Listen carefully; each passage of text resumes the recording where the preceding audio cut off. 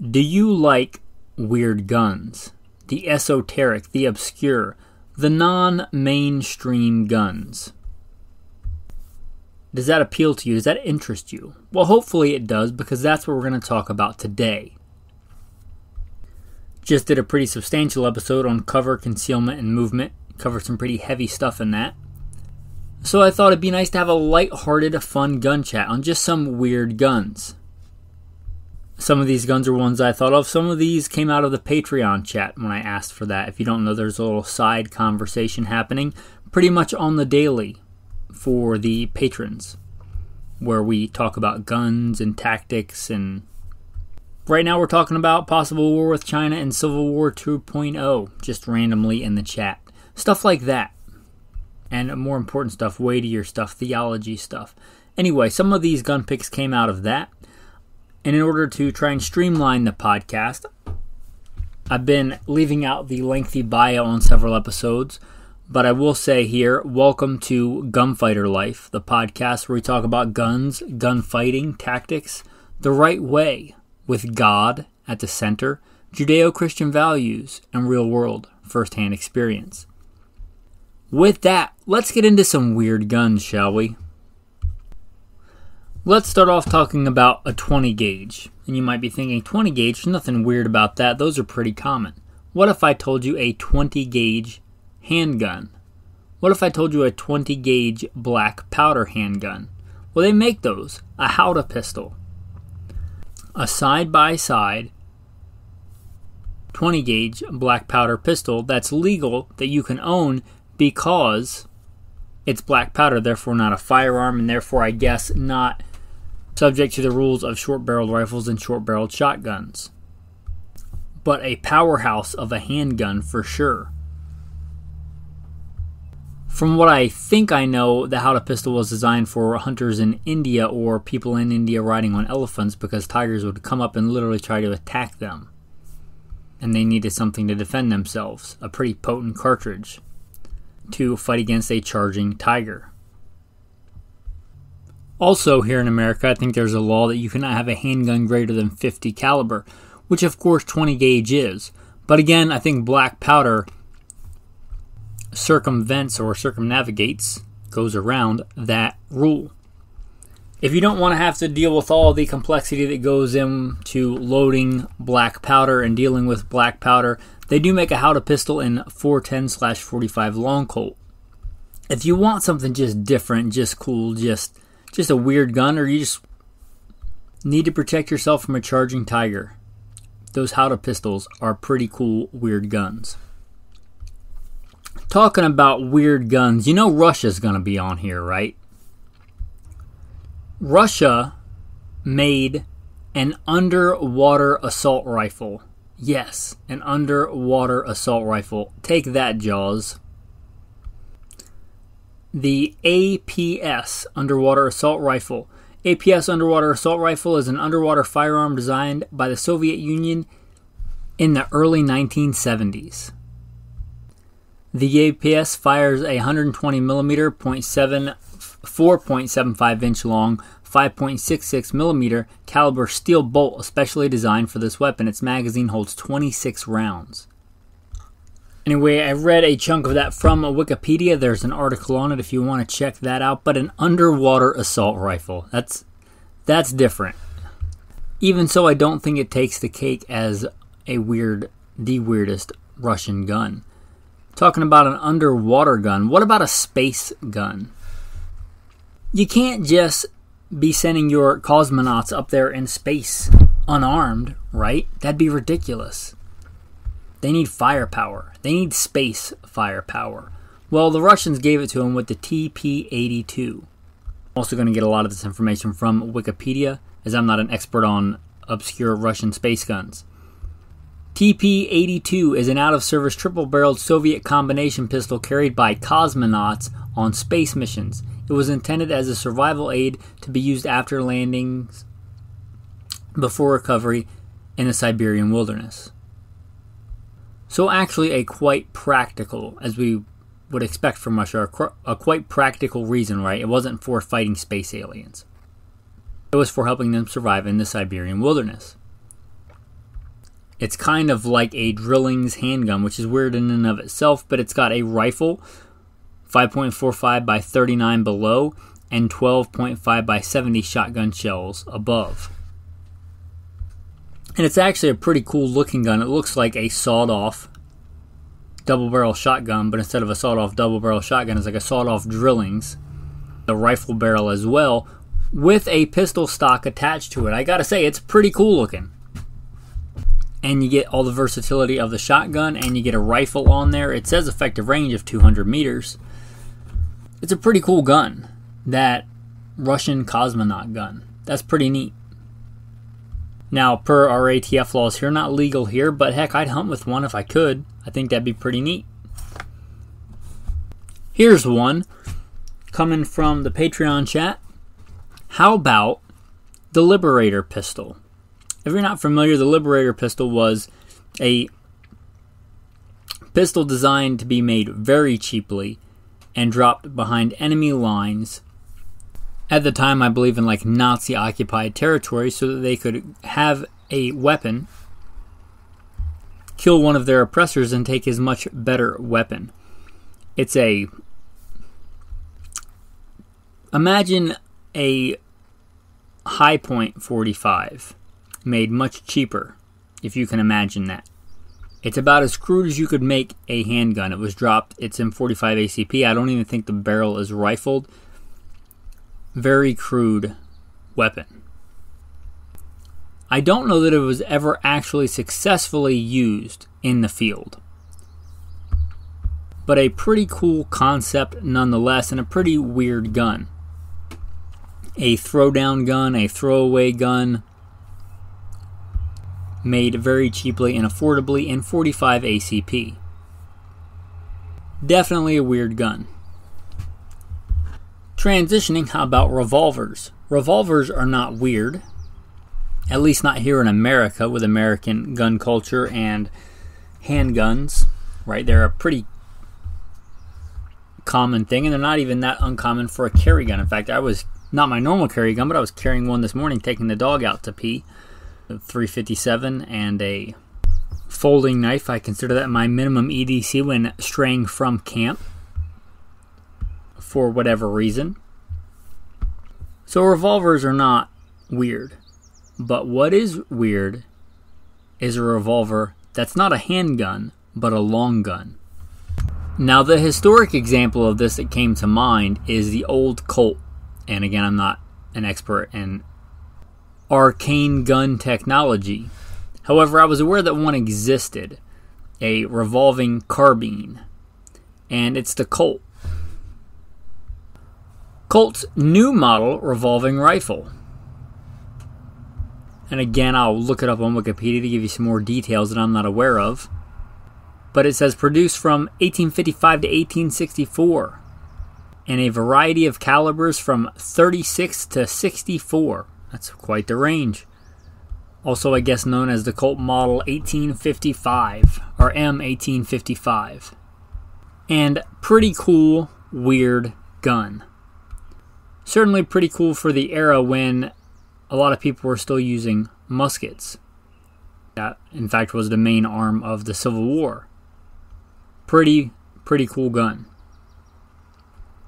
If you think that's cool, a revolving carbine, but you don't want to go with that old classic 1855 design, you want something new that you're going to go out and shoot and have fun with. Again, you don't want to have to deal with black powder or things like that. Well, there is an option. The Rossi Circuit Judge.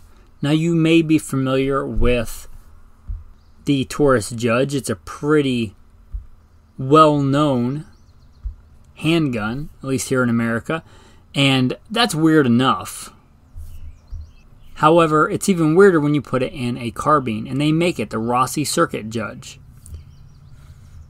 A revolving carbine that fires 410, 45 long Colt. Any practical use there, I'm not sure, but a pretty cool gun either way. Pretty weird gun either way. 410s are certainly practical. They're a great little gun. I really like 410s. They're a very good hunting and utilitarian gun. However, in the Circuit Judge, you're going to be firing them, I believe, out of a rifled barrel, which is really going to hurt the effective range, I would assume, of your pattern of your shotgun. And if you wanted a repeating high rate of fire gun, why go with a revolving one when you could just go with a pump action or semi-auto 410? I'm not sure, but again, this is not Practical Guns episode. This is a Weird Guns episode, and that certainly is a weird gun. Now, one of the guys in the chat, I knew he was into kind of weird guns, and he did not disappoint on this episode. He gave me one so weird I can't even remember. It was some kind of abomination, I think, machine pistol with like a top-mounted drum magazine with an arm brace. I don't even know. I thought I wrote it down, but I must have wrote it down wrong because I can't find it again. But I did see a picture of it. Apparently it does exist. I have no idea what it's called. Apparently I wrote it down and changed the spelling or something, and I can't find it. That's how weird that gun was. Another one that he mentioned is kind of weird. I guess it wasn't weird for the time because they were still experimenting, but much different than what you see today in a Mauser broom handle. By all accounts, a good gun for the time, especially for a very early repeating firearm. But it's pretty weird in that the magazine does not go in the grip. That would kind of come later. But where the magazine inserts forward of the grip, kind of like a modern AR in an actual handgun, not like an AR pistol, but an actual handgun, the Mauser broom handle. And by all accounts, again, for its time, it was a pretty decent gun. That design kind of a dead end in firearms technology, but this is Weird Guns, and it's definitely a weird gun in that respect. Now, there's one that I thought of. It was a pretty strange survival gun, but I think maybe the military survival guns deserve their own episode. There are some pretty cool military survival guns. Another one, and this was from that patron that showed me that kind of abomination of a machine pistol type thing, that brought to mind the Calico guns. If you're not familiar with Calico, they made some pretty strange guns.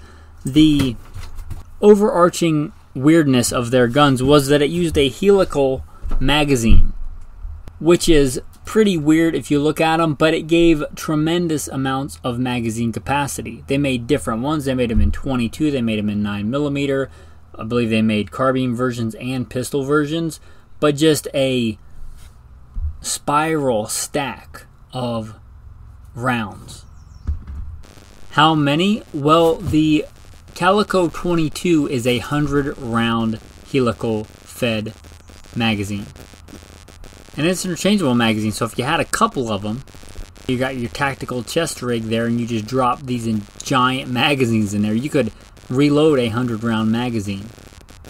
And you might think that that's a giant magazine, but actually looking at the gun, it's very space age weird looking. It kind of looks like, I'm kind of at a loss for words, maybe like an M16 and a Keltec handgun had a baby, but it's not giant and unwieldy like you would think for 100 rounds of capacity. And they also made a version in 9mm, so if 22 is not enough for you, they made a 9mm version that holds 50 rounds. So, you know, if your Glock 17 with the 33-round magazine in it is just not enough for you, you get the Calico with a 50-round helical magazine. Definitely a weird gun. They actually seem like a pretty cool gun. I'm not sure how reliable they are, but they seem like a very cool gun. And one of the guns I think that started the thought process for this episode is probably how we're going to start wrapping it up here. This one and the one related to it. The garden gun. Henry still makes one, a lever action 22. And you might think that's not weird. It's weird if it doesn't have a rifled barrel. The garden gun, if you don't know, is primarily designed to shoot the 22 bird shot or snake shot or rat shot, whatever you want to call it. It's like the smallest, tiniest shotgun shell ever. It probably literally is the tiniest shotgun shell ever. You can get these 22 shot. I remember seeing those as a kid. But It's called the garden gun. If you live in suburbia, somewhere like that, where it maybe there's no prohibition against a firearm because you don't live in city limits, but you don't want to go busting off rounds with your 12 gauge in the garden with your neighbor right next door.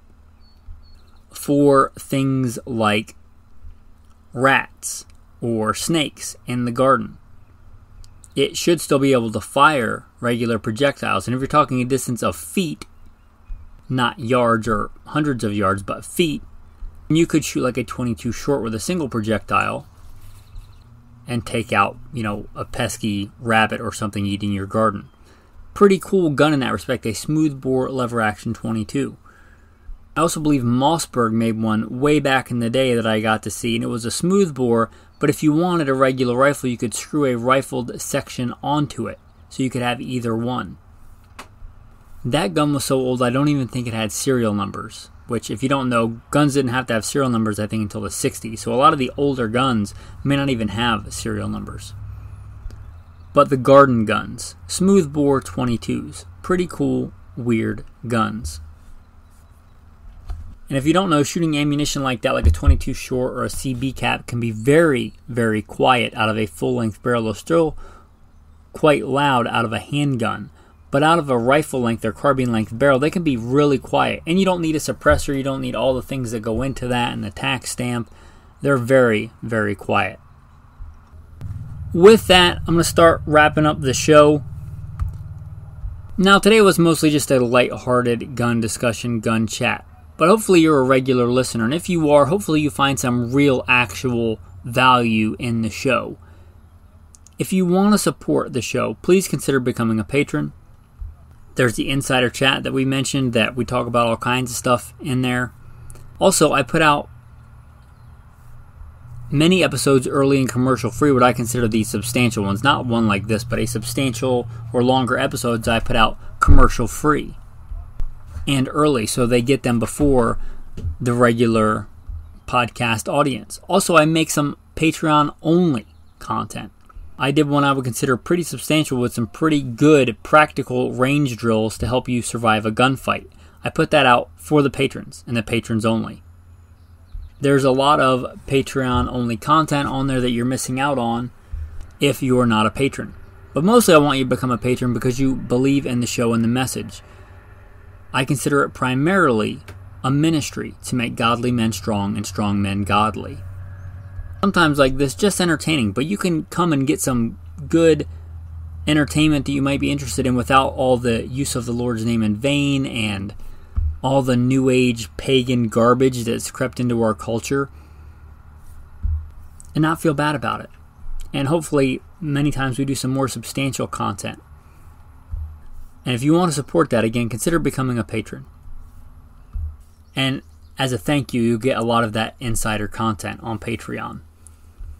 With that, as a thanks for listening to this episode that hopefully you enjoyed, the tactical tip of the day and then the tactical verse of the day.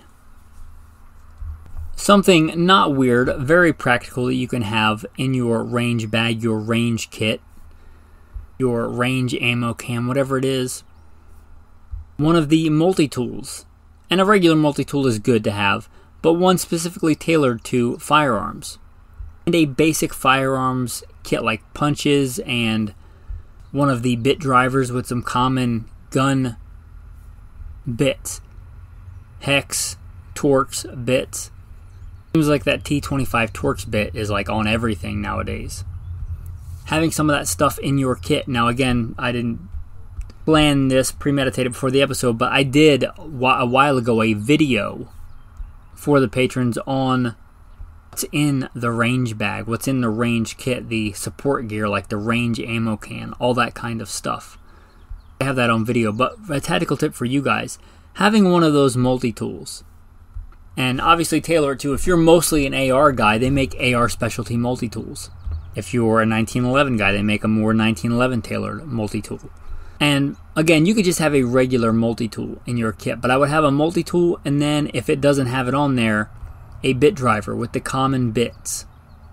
And maybe just some basic polymer or brass punches, and a squib rod, especially if you reload.